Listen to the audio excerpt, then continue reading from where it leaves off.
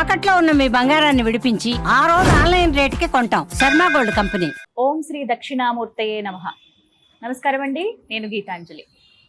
ఆది గురువు అయినటువంటి దక్షిణామూర్తి వారిని దర్శించుకోవటమే ఒక మహద్భాగ్యం అని చెప్తారు. చాలా మందికి ద్వాదశ రాసుల్లో గురుగ్రహానికి సంబంధించి ఏమన్నా దోషాలున్నా, మహర్దశ కావాలని అనుకున్నా, గురుగ్రహ అనుగ్రహం కావాలనుకున్నా ముందుగా మేధా గురు దక్షిణామూర్తి స్వామివారి దర్శనం చేసుకోండి అని చెబుతూ ఉంటారు. అలాగే కొన్ని వారాల పాటు అంటూ మొక్కుకొని స్వామివారికి వివిధ మాలలు సమర్పించమంటారు. అలాగే స్వామివారికి వివిధ దీపాలు సమర్పించమంటారు, నైవేద్యాలను చెబుతూ ఉంటారు.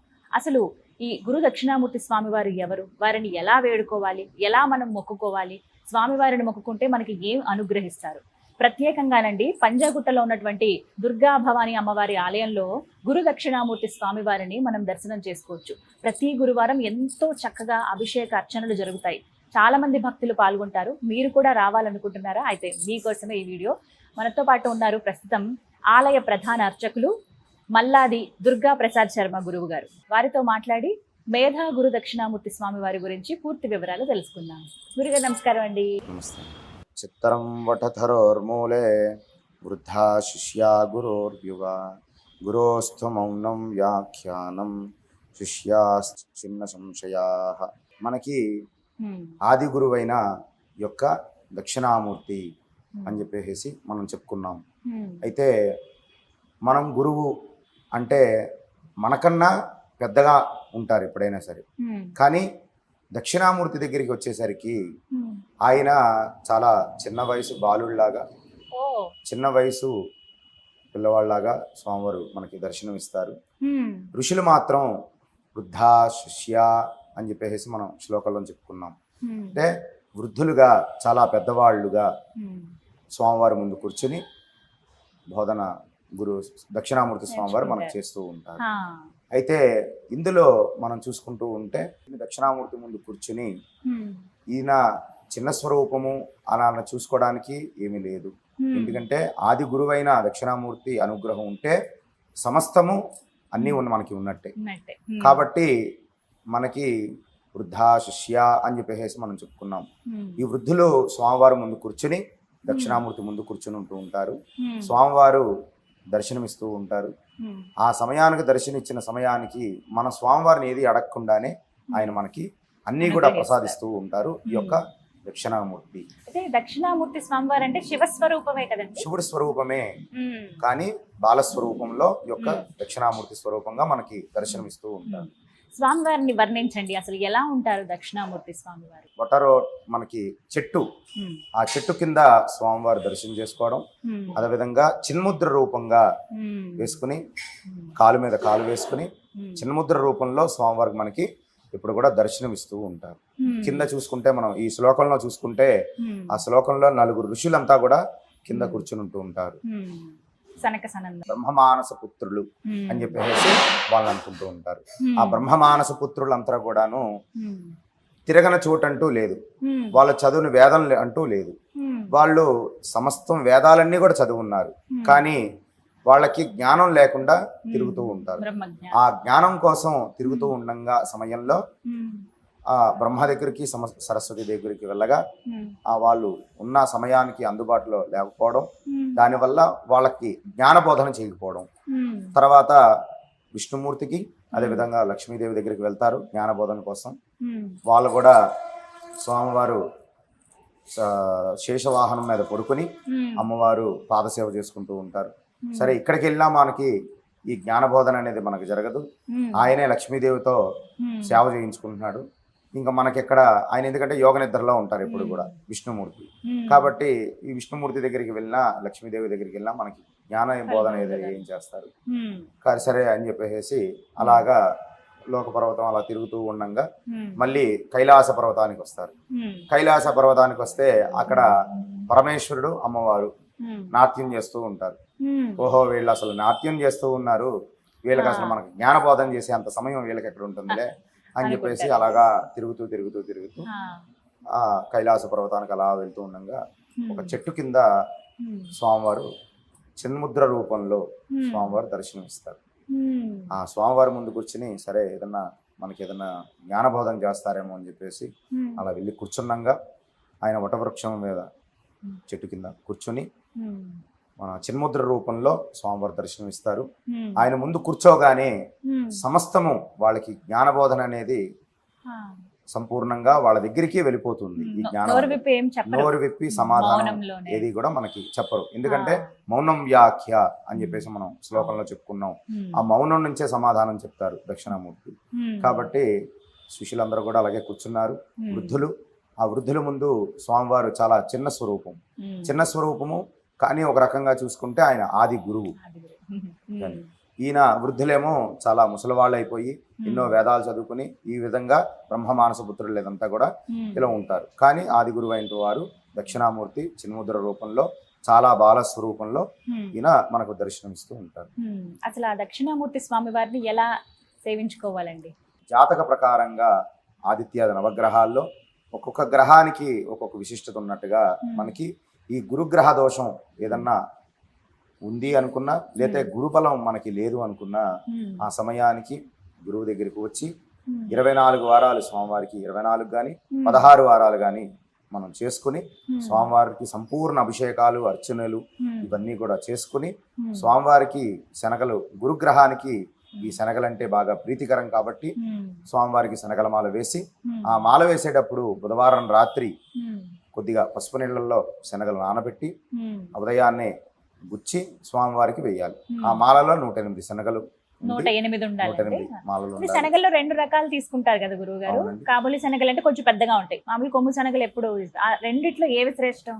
శ్రేష్టం అంటే అదేం లేదు, చిన్న రెండు. శనగ చిన్నదైనా పర్వాలేదు, పెద్దదైనా పర్వాలేదు. ఉమ్, కానీ ఏది వేసినా స్వామివారికి పసుపు నీళ్ళలో నానబెట్టి అన్నమాట. గుచ్చి, పసుపు దారం మామూలుగా తెల్ల దారం కాకుండా ఉమ్, ఆ దారానికి కొంచెం పసుపు రాసి ఉమ్, ఆ దారానికి ఈ శనగలు అనేది ఎక్కించి ఉమ్, స్వామివారి దండగా వేసి ఉమ్, స్వామివారికి వెయ్యాలి.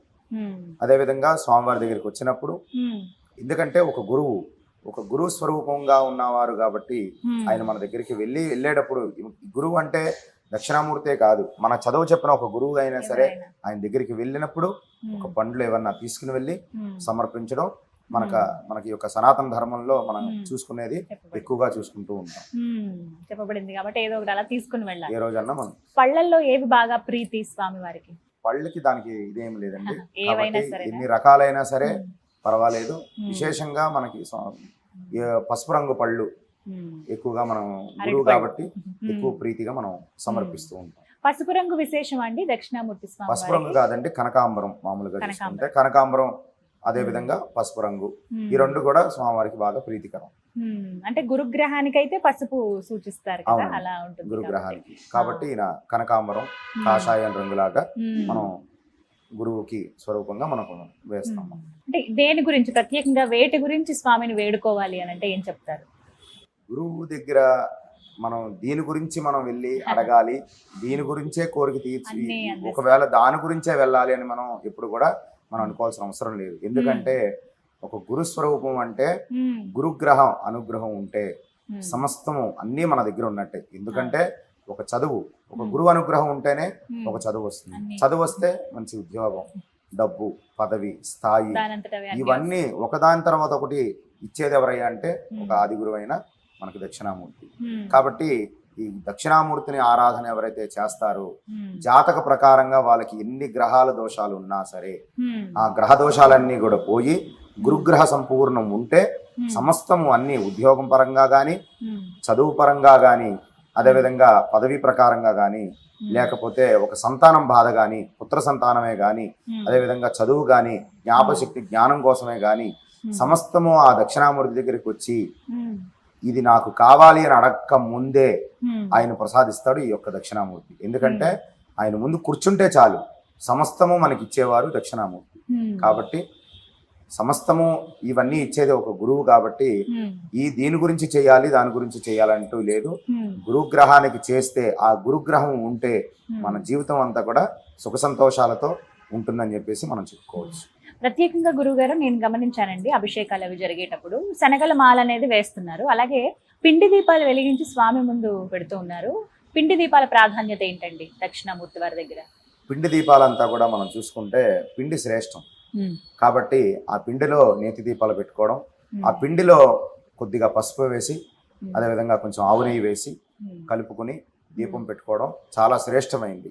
కాబట్టి ఆ శ్రేష్టమైన దీపంలో పెట్టుకోవడం ద్వారా సమస్త రోగాలన్నీ కూడా తొలగిపోతాయి. అందుకనే మనకి బియ్య పిండిగా మనకి ఎక్కువగా ప్రాధాన్యం ఎక్కువగా ఉంటుంది.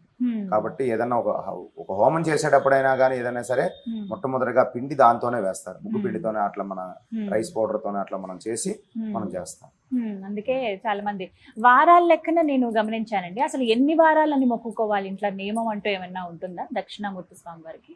అదే మనం చెప్పుకున్నట్టుగా స్వామివారికి ఎన్ని వారాలు చెయ్యాలి అని చెప్పేసి మీరు ఒకటి సందేశం అడిగినారు. గురువారం పూట అలాగా ఒక 16 గురువారాలు లేదా 24 గురువారాలు చేసుకోవడం చాలా విశేషం. ఆ 24 వారాలు ఎలా చేయాలి అని అంటే, మొట్టమొదటి వారము ఇక దేవాలయానికి వచ్చి ఇక్కడ స్వామివారిని ఎవరైనా అడిగితే ఆ స్వామివారి ఎలా తెచ్చుకోవాలి, ద్రవ్యాలు ఏమేమి సామాగ్రి తెచ్చుకోవాలి ఏంటి అనేది కూడా అన్ని మనకి చెప్తారు. ఆ విధంగా సామాగ్రిని కూడా ఏర్పాటు చేసుకుని మొట్టమొదటి వారము చాలా విశేషమైన ద్రవ్యాలన్నీ కూడా ఉంటాయి. ఆ విశేషమైన ద్రవ్యాలు అభిషేకం, పంచామృతాలు, జ్యూసులు, అదేవిధంగా స్వామివారికి పూలదండలు, పంచ సమస్తం ఇంకా చాలా ద్రవ్యాలు ఉన్నాయి. ఈ ద్రవ్యాలన్నీ కూడా మనం సమకూర్చుకుని ఆ అభిషేకానికి మనం అభిషేకంలో పాల్గొని ఈ యొక్క అభిషేకం సామాగ్రిని కూడా తెచ్చుకుని స్వామివారికి అభిషేకం చేసుకుని అదే విధంగా 24 దీపాలు పెట్టుకుని ఆ వారం సంపూర్ణంగా మనం పూజా కార్యక్రమాన్ని కూడా మనం చేసుకుంటాం. ఆ తర్వాత వారం నుంచి ఒకవేళ చాలా దూరం నుంచి వచ్చేవారు ఉన్నారు మన దేవాలయానికి, చాలా దూరం నుంచి వచ్చి ఉన్నవారు. కాబట్టి వాళ్ళ సమయానికి మనం అభిషేకం కూడా చాలా కొద్దిగా 8 గంటలు 8:30 ఆ సమయానికి మనం మొదలు పెడుతున్నాం. ఎందుకు స్వామి ఉదయాన్నే మొదలు పెట్టచ్చు కదా, అయిపోతుంది కదా అని చెప్పేసి అనుకుంటే దూరం నుంచి వచ్చేవారు ఉన్నారు. కాబట్టి వారి కోసం మనం 8-8:30 ఆ సమయానికి మనం పెట్టుకున్నాం. అభిషేకం అంతా కూడా అంతా అయ్యేసరికి అభిషేకము అలంకరణ అర్చన అయ్యేసరికి 12-12:30 ఆ సమయం మనకి అవుతుంది. ఈ సమయానికి మొత్తం అంతా కూడా పూజా కార్యక్రమం అన్ని అయిపోయి తీర్థ ప్రసాదాలు అందరూ కూడా తీసుకుంటారు 12 ఆ సమయాన్ని. అలాగా ఈ మొదటి వారం చేసేవారు సంపూర్ణ అభిషేకం చేసుకుని దాని తర్వాత ఏదైతే ఉందో రెండో వారం నుంచి 2 దీపాలు స్వామివారి దగ్గర పెట్టుకోవడం. మొదటి వారం 24 దీపాలు పెట్టాలి, రెండో వారం 2 దీపాలు, మూడో వారం 3 దీపాలు, 4వ వారం 4. ఇలా వారాలు పెరిగే కొద్దీ దీపాలను పెంచుకుంటూ వెళ్ళడం శ్రేష్టం. మళ్ళీ చివరికి 24, మళ్ళీ చివరి వారం వచ్చేసరికి 24 వారం అవుతుంది. 24వ వారము మొదటి వారం మనం ఏ విధంగా మనం స్వామివారికి అభిషేకం ఎంత విశేషంగా చేసుకున్నామో అదే విశేషంగా మనం అభిషేకం చేసుకోవడం, దాన్ని సంపూర్ణంగా చేసుకుని దాని తద్వారా ఉద్యాపనంగా ఏదైనా చేసుకోవాలనుకుంటే ప్రాయశ్చిత్తంగా దక్షిణామూర్తి మూలమంత్ర హోమం అని చెప్పేసి ఉంటుంది. ఇక్కడే ఆలయంలోనే దక్షిణామూర్తి హోమం కూడా మనకు జరుగుతూ ఉంటాయి. ఎక్కువగా 24వ వారం చేసుకుంటారు. చివరిలో కొంతమంది మొదటి వారం చేసుకునేవారే ఆ రోజే హోమం మొదలు పెట్టుకుని వాళ్ళు అనుకూలంగా చేసుకుంటారు. ఎందుకంటే మనం చూసుకుంటే ఈ కలియుగంలో పూర్వం ఒక యుద్ధాలకు వెళ్ళేవారు. యుద్ధానికి వెళ్ళినప్పుడు ఈ రాజులంతా కూడాను స్వామివారికే కానీ అమ్మవారికే కానీ ఏ రూపంగా ఏ యుద్ధానికి వెళ్ళాలి, ఒక్కొక్క యుద్ధానికి ఒక్కొక్క ఫలితం ఉంటుంది. అలాగా ఒక్కొక్క భగవంతుని చేస్తే ఒక్కొక్క ఆరాధన. అలాగా ఆరాధనలో కొంతమంది అందరూ కూడా చాలా మంది హవనం చేసుకుని అక్కడికి వెళ్ళేవారు. వెళ్ళిన తర్వాత విజయం సాధించి వచ్చేవారు. ఎందుకు అనంటే యజ్ఞో వై సర్వా దేవతాః అని చెప్పేసి మనం వేదం చెప్పింది. యజ్ఞంలో సర్వదేవతలందరూ కూడా నివసిస్తూ ఉంటారు. వాళ్ళకి ఆహారమే అక్కడి నుంచి వెళ్తూ ఉంటుంది. కాబట్టి మనం వేసే ద్రవ్యం ప్రత్యక్షంగా ఈ యజ్ఞేశ్వరుడు తీసుకుని హుతాసనుడు అనే ఒక వాహనం ఎక్కి ఆ యజ్ఞేశ్వరుడు తీసుకెళ్లి పైన భగవంతుడికి అందజేస్తాడు. ఫలానా రోజున ఈ యొక్క హోమం చేస్తున్నారు కాబట్టి వాళ్ళ మనోభీష్టం ఏదైతే ఉందో వాళ్ళు తీర్చండి అని చెప్పేసి మనం చెప్పుకుని ఆ ద్రవ్యం అంతా కూడా భగవంతుడికి అర్పించేది యొక్క యజ్ఞేశ్వరుడు. కాబట్టి ఈ యజ్ఞకార్యం ఎప్పుడైతే మనం చేసుకుంటామో తప్పకుండా విజయం ప్రతి దాంట్లోనూ విజయం సాధిస్తాము అని చెప్పేసి మనం చెప్పుకోవచ్చు. ఈ విధంగా 24 వారాలని చెప్పారు. ఇప్పుడు ఒకవేళ మధ్యలో ఏమైనా అడ్డంకి వచ్చింది అనుకోండి గురువు గారు, అప్పుడు అక్కడి నుంచి తప్పించి లెక్కించొచ్చా, కంటిన్యూ చేయొచ్చా? ఇప్పుడు 4 వారాలు అయిన తర్వాత అడ్డంకి ఏమైనా వచ్చిందని, అది ఏదైనా కావచ్చు, అది మహిళలకే కావచ్చు, ఇంట్లో ఏదైనా ఇబ్బంది ఏదైనా కానీ, ఆ తర్వాత 5 నుంచే లెక్క పెట్టాలా? 5 నుంచి మొదలు పెట్టాలి, మళ్ళీ మొదటి నుంచి అవసరం లేదు. అలా 24 వారాలు అయితే పూర్తి చేయాల్సి వస్తుంది. 24 తర్వాత అంటే ప్రత్యేకించి నైవేద్యం ఏమన్నా సమర్పించాలా స్వామివారికి? శనగల ప్రసాదం శనగల ప్రసాదంగానే స్వామివారికి అర్పిస్తూ ఉండాలి. ఇది చాలా విశేషం అండి ఇక్కడైతే. అసలు దక్షిణామూర్తి స్వామివారిని ఏమని వేడుకోవాలి, ఎలా వేడుకోవాలి, ఆయన మంత్రం గాని శ్లోకం గాని అందరూ పఠించుకునే విధంగా? అందరూ పఠించుకునేది అయితే దక్షిణామూర్తి స్తోత్రం అని చెప్పేసి మనకి ఆన్లైన్ లో కూడా పుస్తకాల్లోనూ వాటిలోనూ అంతా కూడా దొరుకుతుంది. దక్షిణామూర్తి స్తోత్రం చదువుకోవడం ద్వారా సమస్తము మనకి చాలా పురాణాల్లో అన్నిటిలోనూ మనకి ఉంది దక్షిణామూర్తి విశేషం కూడా. అదేవిధంగా దక్షిణామూర్తి శ్లోకాలు అవన్నీ కూడా మనకి దక్షిణామూర్తి స్తోత్రంలోనే ఉంటాయి.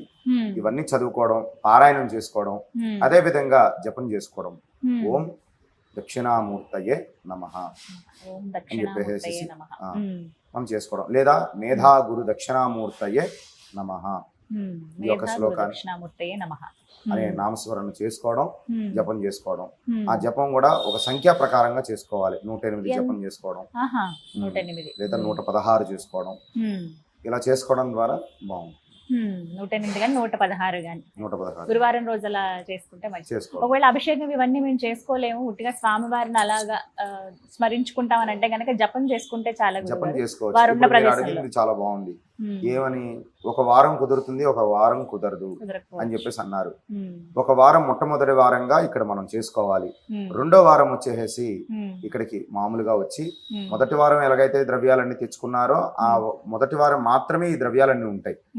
రెండో వారం ఇవన్నీ ద్రవ్యాలు ఏమి ఉండవు. రెండో వారం నుంచి పంచామృతం తీసుకురావడం, అదే విధంగా కొద్దిగా పండ్లు పూలు తీసుకురావడం, చేసుకోవడం. ఆ పంచామృతం స్వామివారి మీద వేసేయడం. రెండో వారం ఎందుకంటే ద్వితీయ యజ్ఞం కాకుండా చేయండి అని చెప్పేసి అంటారు మనకి. కాబట్టి రెండో వారం మనం సంపూర్ణ అభిషేకం చేసేసుకుని మూడో వారం నుంచి మనకు వచ్చినా ఇక్కడికి రావడం కుదరదు అనుకున్నప్పుడు ఏం చేయాలి అంటే ఆ సమయానికి ఇంట్లో దక్షిణామూర్తి ఫోటో పెట్టుకొని ఇంట్లో చేసుకుంటాం.